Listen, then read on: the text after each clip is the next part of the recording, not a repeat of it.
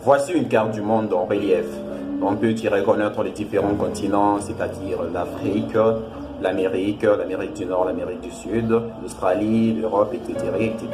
Bon, attends, combien de continents vraiment? Selon la définition la plus communément acceptée, un continent est une vaste étendue terrestre entourée par de la mer et de l'océan.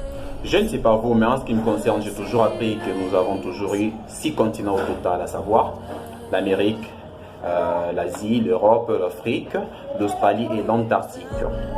Mais si nous regardons de plus près, nous verrons que l'Europe et l'Asie se touchent. En effet, les limites européennes sont clairement définies, au nord, à l'ouest, au sud, au sud-est, mais à l'est, les choses s'y compliquent un tout petit peu. La plupart des géographes contemporains considèrent que le mont Oural situé en Russie constitue également la limite entre le continent européen et le continent asiatique. Cette délimitation remonte au XVIIIe siècle sous l'impulsion du tsar Pierre le Grand, désirant faire de la Russie un grand pays européen. C'est ainsi que le tsar ordonna à son géographe officiel Vassili Tatichtchev de fixer la limite de ces deux continents sur une chaîne de montagnes dont le plus haut sommet n'atteint pas du tout les 2000 mètres d'altitude. Même aujourd'hui, la Russie ne se considère ni européenne ni asiatique, mais comme étant une vraie puissance eurasiatique. On peut dire la même chose dans une moindre mesure pour la Turquie. Si nous essayons d'appliquer la définition originaire d'un continent, nous verrons que nous n'aurons pas 6 mais 5 continents. L'Europe et l'Asie ne formant qu'un seul bloc, l'Eurasie. Mais il y a mieux encore.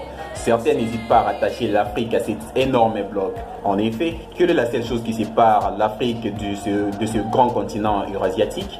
C'est le canal de Suez. Une création humaine, bien sûr, inaugurée en 1869. Ce qui se faisait avant le percement de ce canal est que on pouvait se rendre à pied de l'Afrique au Moyen-Orient et vice-versa. Comme je le disais tout à l'heure que certains géographes n'hésitent pas à rattacher l'Afrique à cet énorme bloc l'Eurasie pour former encore un autre bloc vraiment gigantesque et qui s'appellerait l'Afro-Eurasie ou encore l'Euraphrasie. Mais si nous faisons demi-tour sur notre carte du relief, nous n'aurons pas 5, mais 4 continents. L'Afro-Eurasie, l'Antarctique, l'Australie et aussi l'Amérique. L'Amérique qui, elle aussi, est en plusieurs délimitations. Lorsqu'on révoque le Nouveau Monde, nous avons l'habitude d'employer ce terme, les Amériques. Cela peut paraître surprenant mais logique. Dans l'esprit de certaines personnes, lorsqu'on parle de l'Amérique, on ne parle pas d'un continent mais plutôt d'un seul pays de l'Amérique qui est les États-Unis d'Amérique. Surtout, pour de nombreux géographes, il n'existe pas un, mais 2 continents américains, l'Amérique du Nord et l'Amérique du Sud. C'est le Panama qui fait office de liaison entre ces 2 continents. Or, au Panama aussi a été percé un canal inauguré en 1914.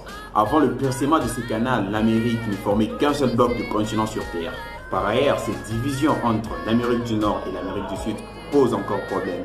Que faire en effet des îles Caraïbes? Faut-il les placer dans l'Amérique du Nord ou faut-il les classer à part? Ou doit-on créer un autre espace? Quoi qu'il en soit, si l'on décide de mettre à part l'Europe, l'Asie, l'Afrique et l'Amérique du Sud, il n'y aurait pas 6 mais 7 continents sur Terre. L'Océanie est un autre cas intéressant. L'Australie abrite à elle toute seule la majorité de la superficie et de la population du continent océanien, au point que de nombreux géographes considèrent qu'elle constitue à elle-même un continent ou alors un île-continent. Mais l'Océanie, c'est aussi les archipels comme Hawaï ou encore la Polynésie française et même l'île de Pâques qui sont encore plus près des côtes américaines que celles de l'Australie.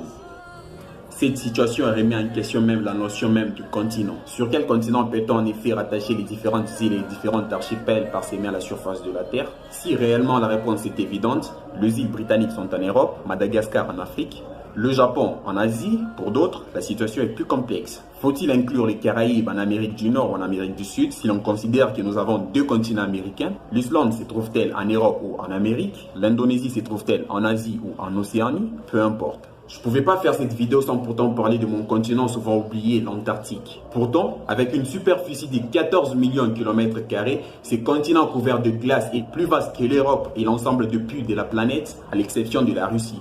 Donc, si la question est combien de continents avons-nous, la réponse est 6, 7, 5, 4. Ça dépend de la personne à qui vous posez la question. Chacun est libre d'avoir son opinion. Donc, si l'on considère la plupart du temps qu'il y a 6 continents sur Terre, c'est parce que ce sont les Européens qui l'ont choisi. Si ma vidéo t'a plu, je t'ai prie de laisser un petit pouce bleu et d'activer la cloche de notification pour suivre les prochaines vidéos qui seront publiées dans les prochains jours et de vous abonner à ma chaîne. Et surtout, si vous avez des questions à poser, je vous prie de le mettre dans les commentaires. Alors, salut.